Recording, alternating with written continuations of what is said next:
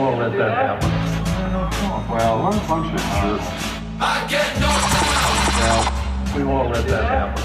Well, at its best moments, this nation has always found its true source of political energy. Well, among those citizens in unexpected places, who took it upon themselves to act. Conclusion? What a bunch of jerks. Would they prefer anarchy? Get forced to A, B, or C?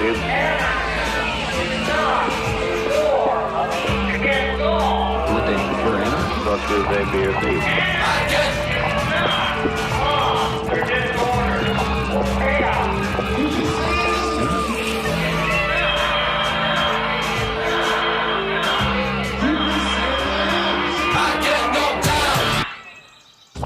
Being involved in something like this, I tell you, it can strip the hope right out of you. You start really looking the beast in the face day after day, and you see what the problems are. And you do all those kinds of good things you're taught to do. You write and call your member of Congress. You write letters to the editor. You go out and vote. It makes no difference.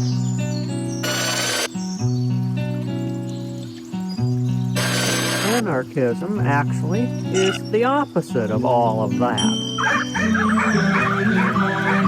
I see visions of the things to be. Tinky Winky! All the Teletubbies were feeling very, very happy.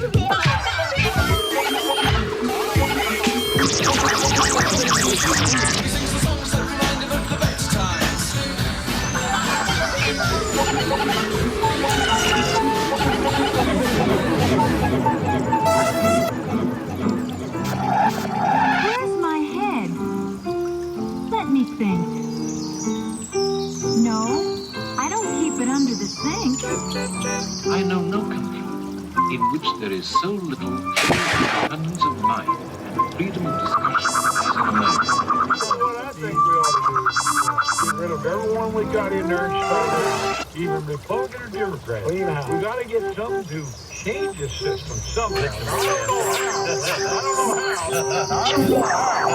don't know how.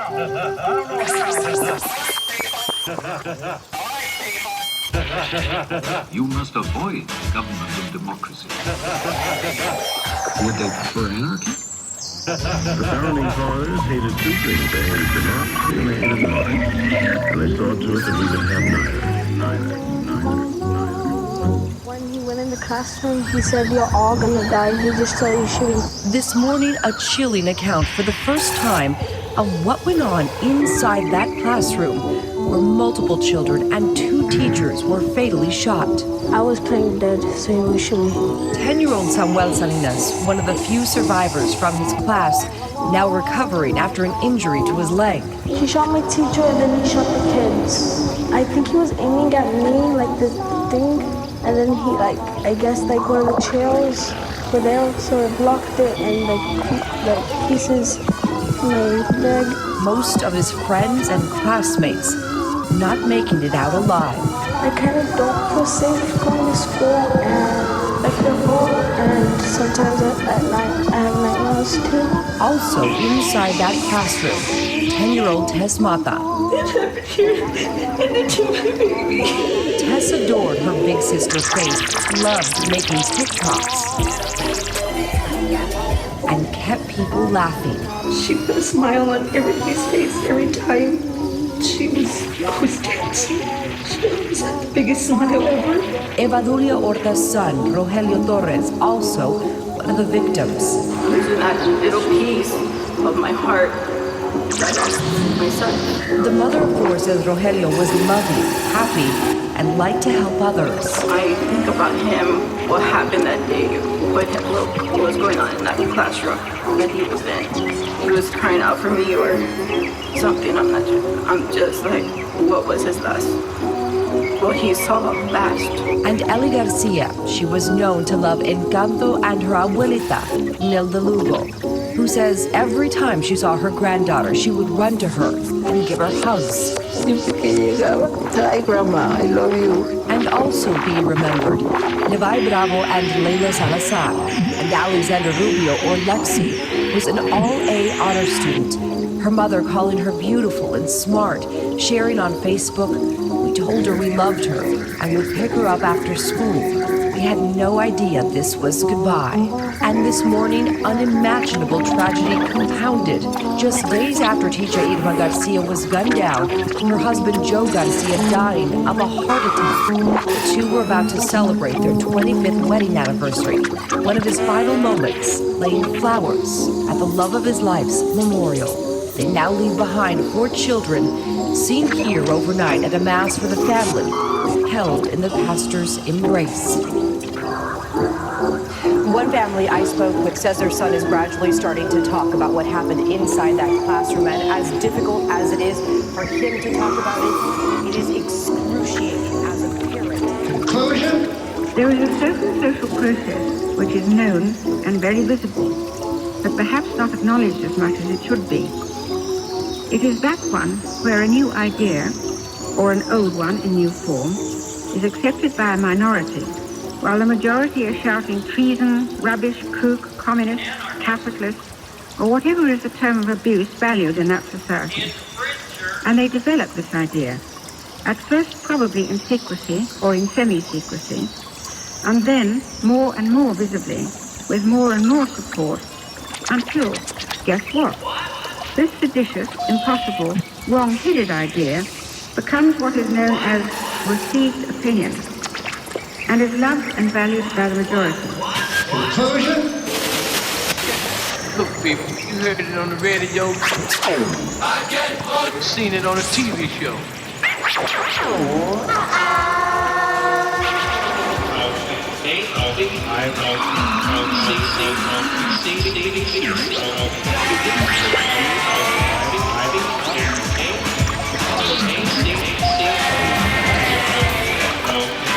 Okay, you better listen to me good, because this is the ABCs of anarchism.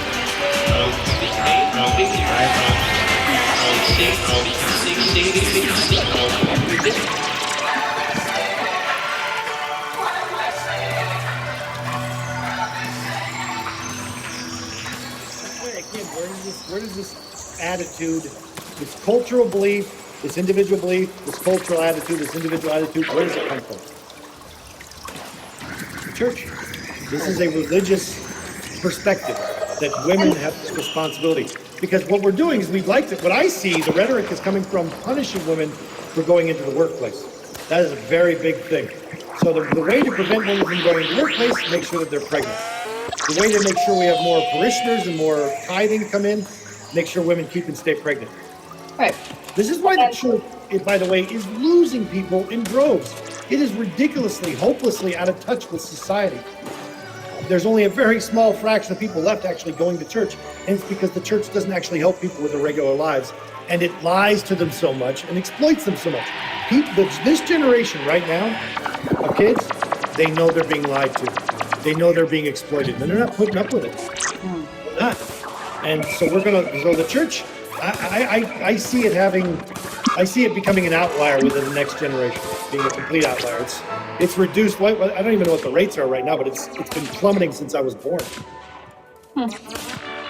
Yeah, I know in your area it's not, because I was going to say, you live in a community where you're surrounded by the most extreme right wing of people.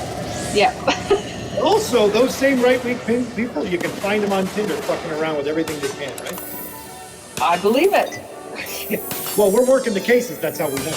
Exactly.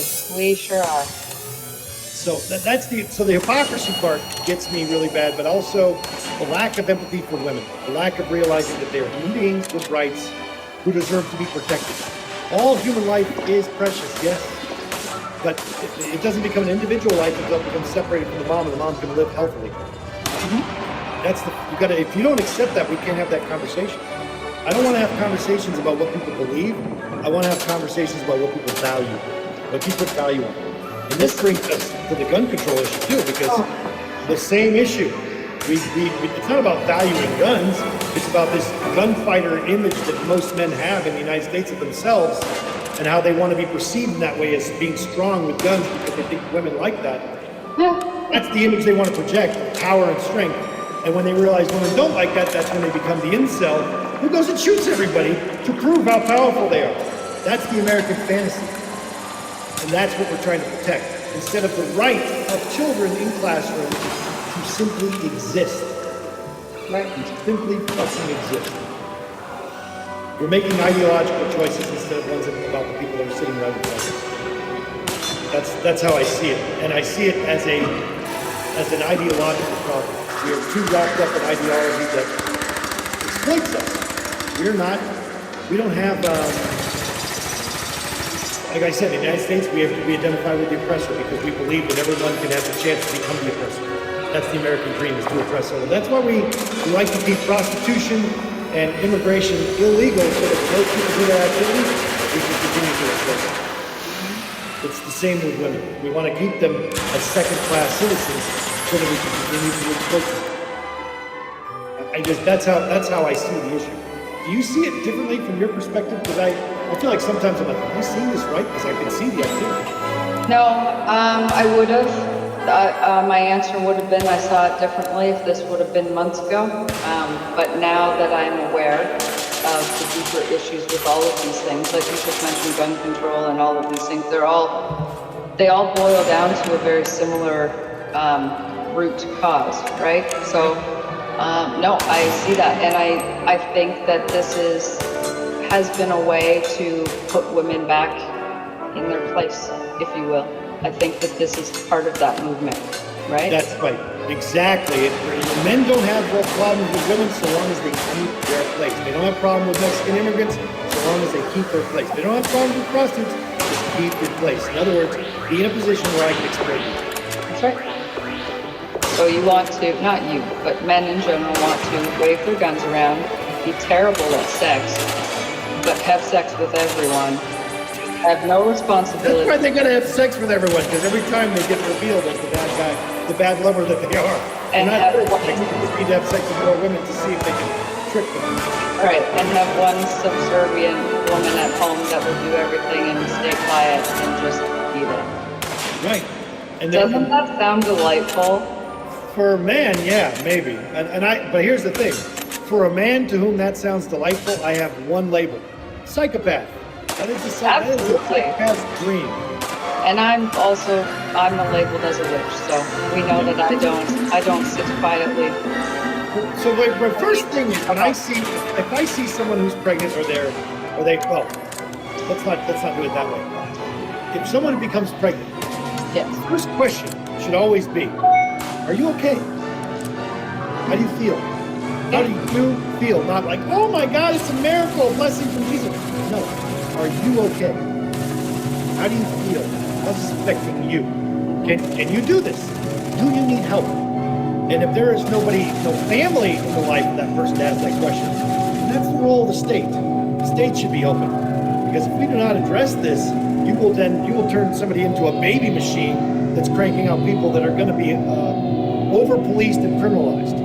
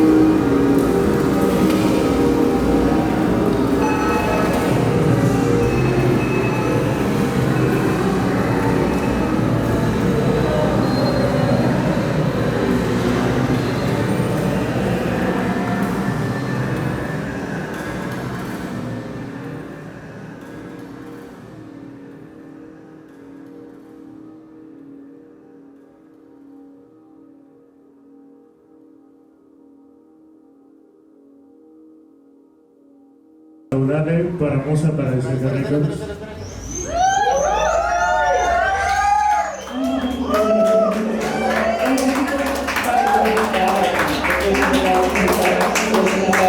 Caring for each individual.